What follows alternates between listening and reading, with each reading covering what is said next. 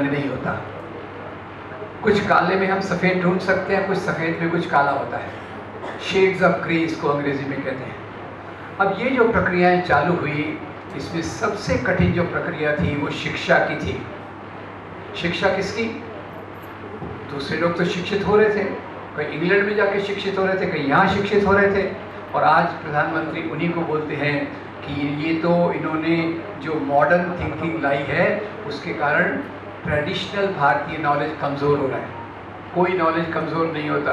Knowledge हर समय एक दूसरे से मिलकर ऊपर विकसित होता है। ज्ञान में संघर्ष नहीं है, ज्ञान में मेल जोल है। खैर, शिक्षा पे बारे में आए तो दलितों की शिक्षा बहुत बड़ी तकलीफ। आप ये सरल बातें मैं बता रहा हूँ। तो उस समय डॉक्टर अंबेडकर के तीसरे गुरु सामने आए। पहचाना आपने? तीसरे गुरु उनके कौन थे? ज्योतिराव फुले। ज्योति नहीं, ज्योतिराव फुले। ज्योतिराव फुले सामने आए। उन्होंने दलितों के लिए स्कूल खोला, दलितों के लिए स्कूल खोला और उसी के साथ साथ स्त्रियों के स्कूल खोलने में भी मदद की।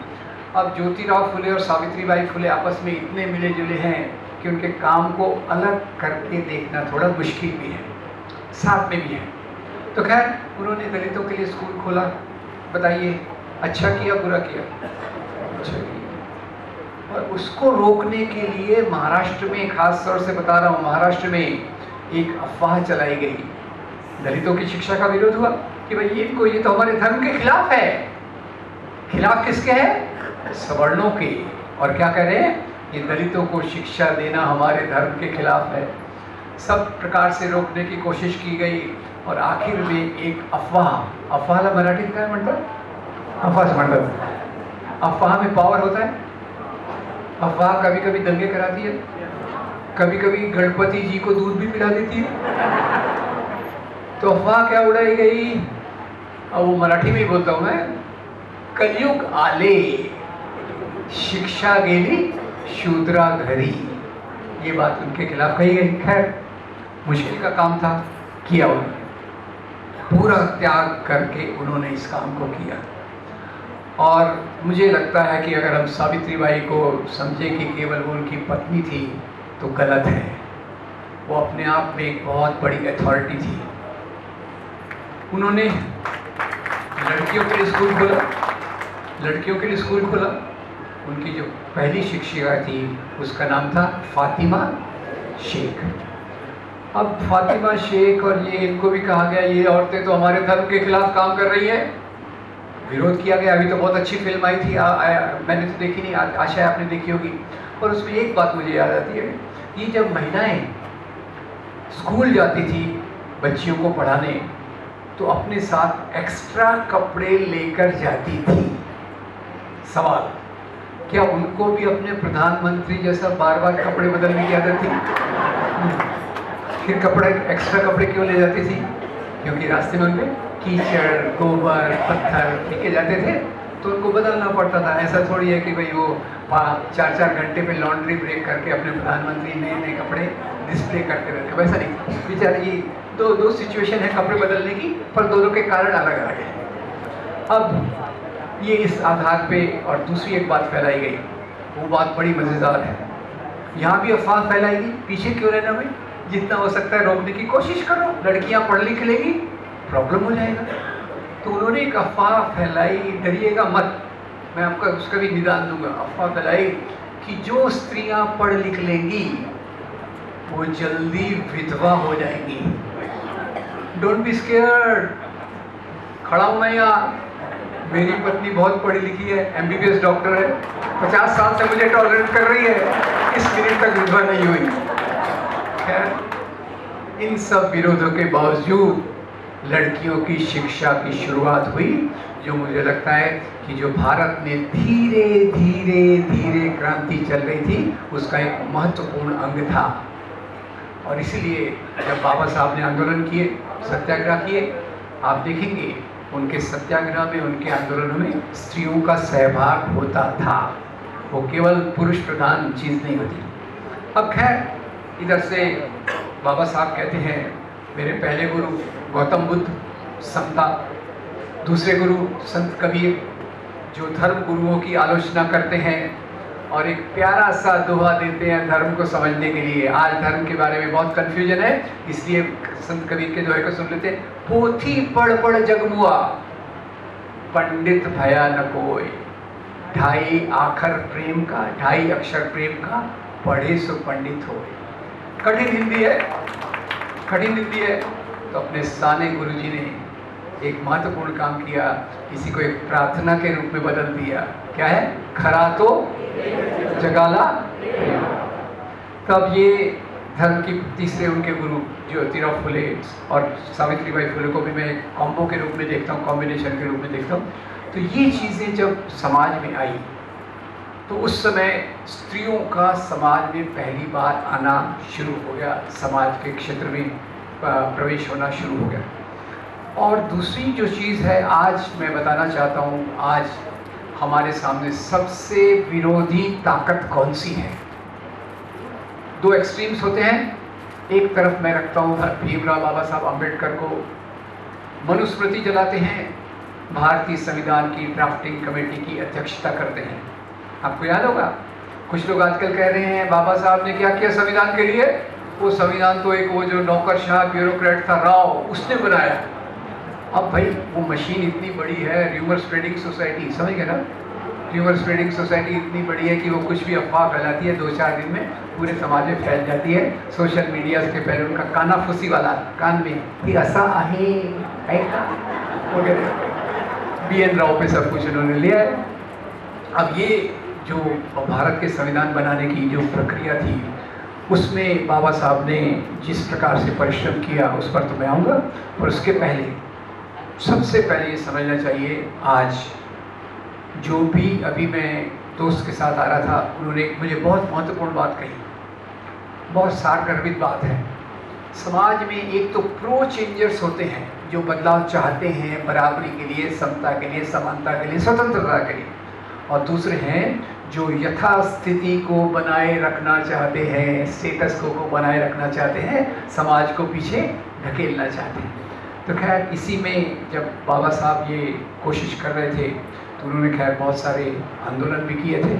और ये प्रो चेंज में से जो इसका विरोध करने के लिए जब उन्होंने देखा ज्योतिराव फुले का आंदोलन ऊपर आया है, उनकी चेतना के कारण लोग आ रही है, तो उस समय अपने महाराष्ट्र में, खासतौर से विदर्भ में जहाँ से मैं आता हूँ, एक आंदोलन चला नॉन ब्राह्मण मूवमेंट, यानी ट्रांसलेट कर लीजिएगा ब्राह्मणेतर मूवमेंट। और जब ब्राह्मण कहते हैं तो उसके साथ जमींदार को भी जोड़ देते हैं। अपने महाराष्ट्र का इतना प्यारा शब्द मैंने और कहीं नहीं देखा, शेठ जी भट्ट जी, शेठ जी भट्ट जी का ग्रुप।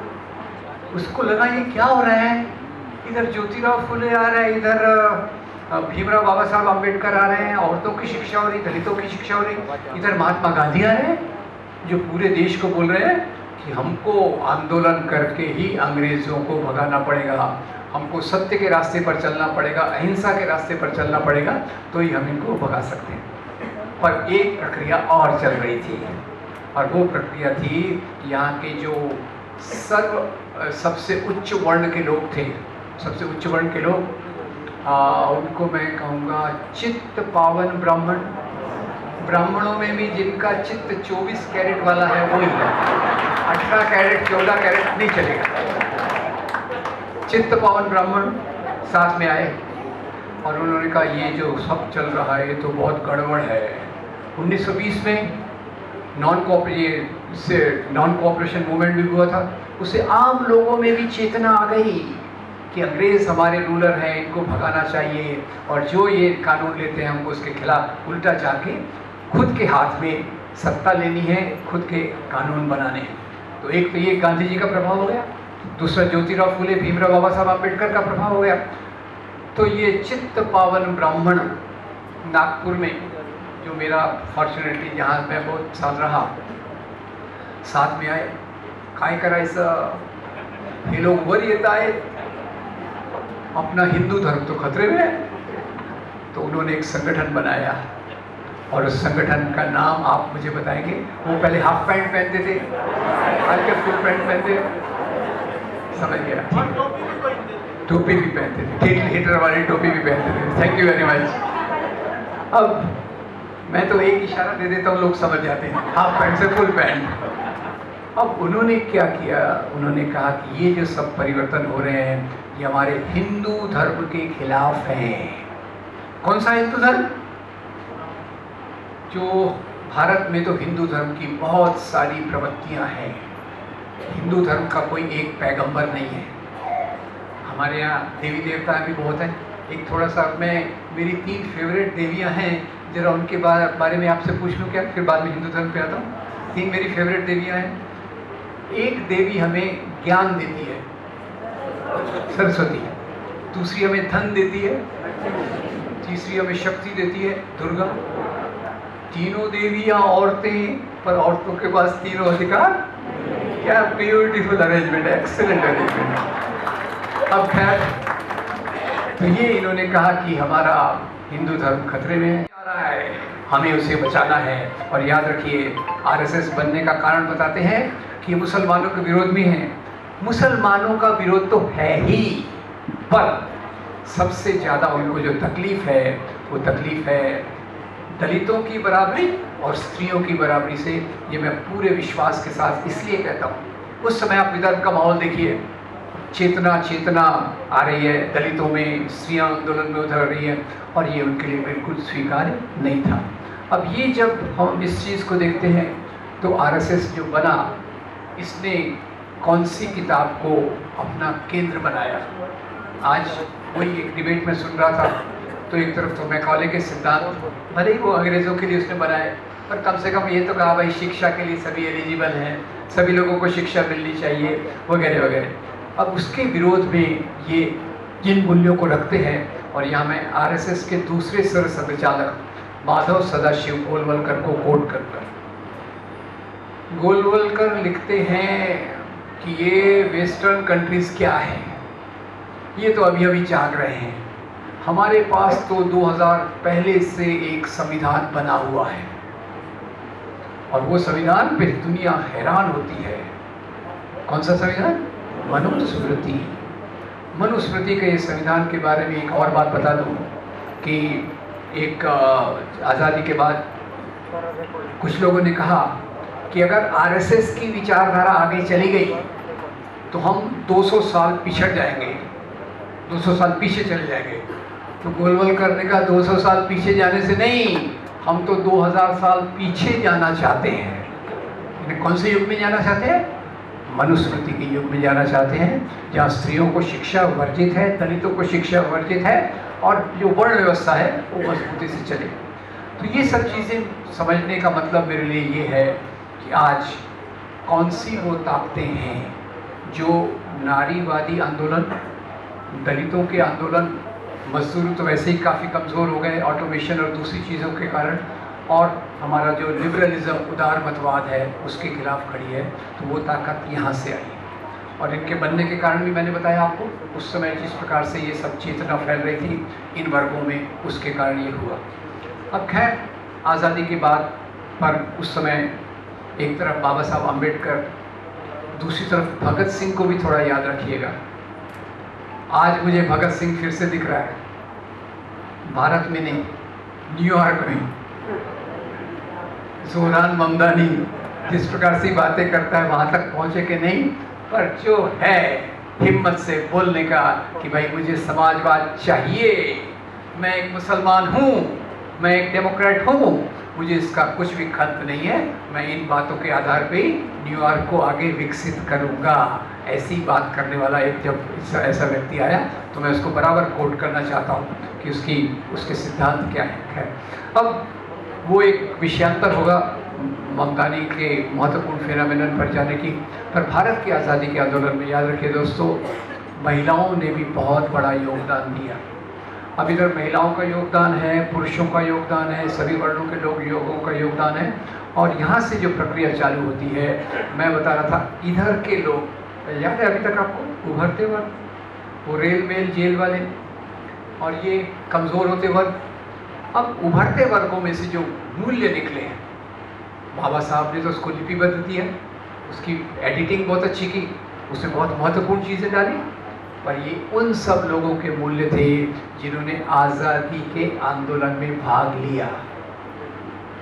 जेलें सही, अत्याचार सहे, ऐसा नहीं था कि भाई 6-7 साल जेल में हो गए, अब तो माफ़ीनामा लिखना चाहिए और जाके बाहर अपनी ज़िंदगी बिताना चाहिए।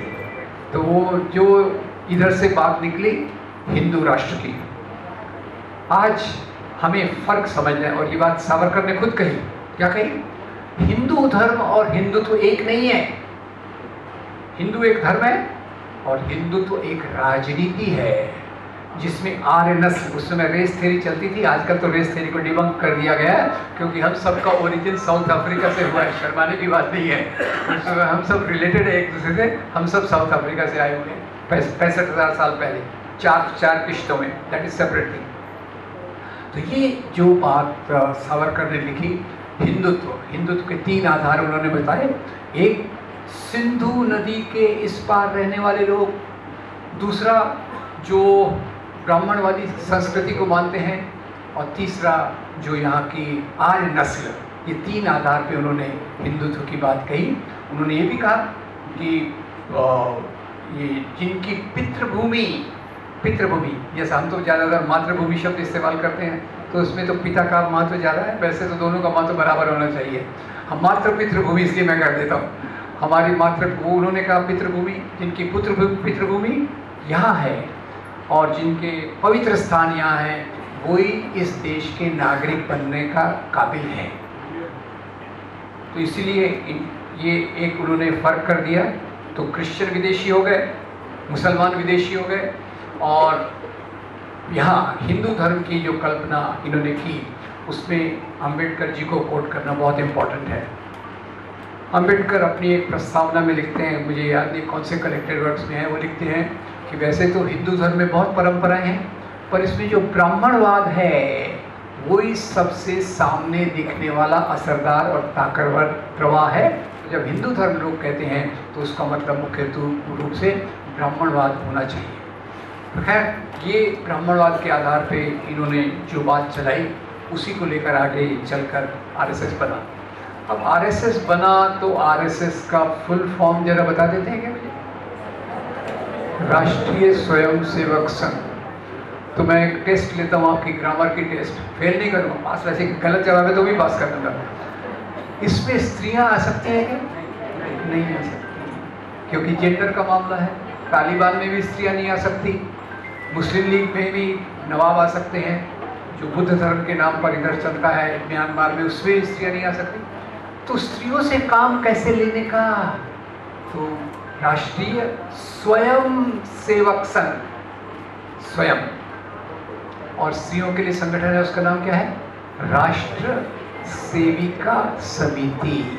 यानी हिंदू तो राष्ट्र हो गए और सेविका के लिए कौन है? स्त्रियां हैं, क्योंकि हर एक पुरुष राज विचारधारा ये मानकर चलती है कि स्त्रियों का स्वयं पुरुष की जेब में होता है। और एक बात पे मैं रिसर्च कर रहा हूँ कि पुरुषों के कमीज़ में जेब क्यों बना होता है, अभी उस पर थोड़ा रिसर्च हो जाएगा तो आपको बताऊँगा। खैर, अब ये स्त्री का स्वयं शुरू से मानते हैं कि ये पुरुषों के जेब में होता है। तो आगे जो जब उनकी वृद्धि चालू हुई, ग्रोथ चालू हुई, तो एक बात मुझे याद आती है, बाबरी मस्जिद को तोड़ा गया, 3 लाख कार सेवक थे, पर खाना कौन पकाएगा? साफ सफाई कौन करेगा? तो 20,000 कार सेविकाएं भी गई जो खाना पकाएंगे और साफ सफाई करने के लिए गई। इसको जरा याद रखेंगे आप। तो खैर, आज जिस प्रकार की राजनीति चल रही है, हिंदू मुसलमान का सवाल जब मैं आया तो सुन रहा था छावा के बारे में। हिंदू मुसलमान के सवाल को समझना भी ज़रूरी क्यों है? वो इसलिए कि आरएसएस के हाथ में ये एक बड़ा हथियार है जिसकी आड़ में वो दलित और महिलाओं के अधिकारों को दबाना चाहता है। इसे थोड़ा सा हम ख्याल करेंगे कि इन्होंने जिस प्रकार का इतिहास बनाया, इन्होंने नहीं बनाया, बनाया था अंग्रेज़ों ने। कम्युनल हिस्टोरियोग्राफी, धर्म के नाम पर इतिहास को समझना, धर्म के नाम पर इतिहास को समझना। उसमें आपको याद होगा 1857 की क्रांति, विद्रोह, लड़ाई, जो भी आप कहें, बताइए 1857 की क्रांति का लीडर कौन था? बहादुर शाह जफर। याद रखिएगा, बहादुर साहब जफर। उनके साथी कौन थे? तात्या साहब टोपे, नाना साहब पेशवा, झांसी की रानी बेगम, हजरत महल। हिंदू मुसलमान मिलकर अंग्रेजों के खिलाफ लड़े। Right wrong? राइट। अंग्रेजों की सत्ता डगमगा गई तो उन्होंने कहा अगर हमको यहाँ राज करना है तो कौन सी नीति लगाना पड़ेगा? वोट डालो और राज करो।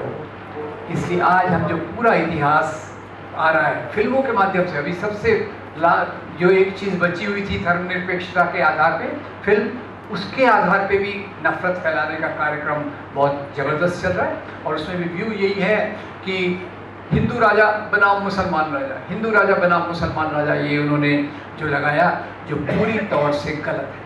इसमें मैं केवल एक या दो उदाहरण आपको दे दूं अगर वक्त है तो। एक तो ये हमारे छत्रपति शिवाजी महाराज, उनको कई तरीक़ों से देखा जाता है। मैं उनको एक लोक कल्याणकारी राजा के रूप में देखता हूँ। शिवाजी महाराज, आप जरा याद कीजिए, शिवाजी महाराज के दादा मालोजी राव भोसले, राइट रॉन्ग? मालोजी राव भोसले संतान नहीं थी तो मन्नत मांगने हम जाते हैं ना।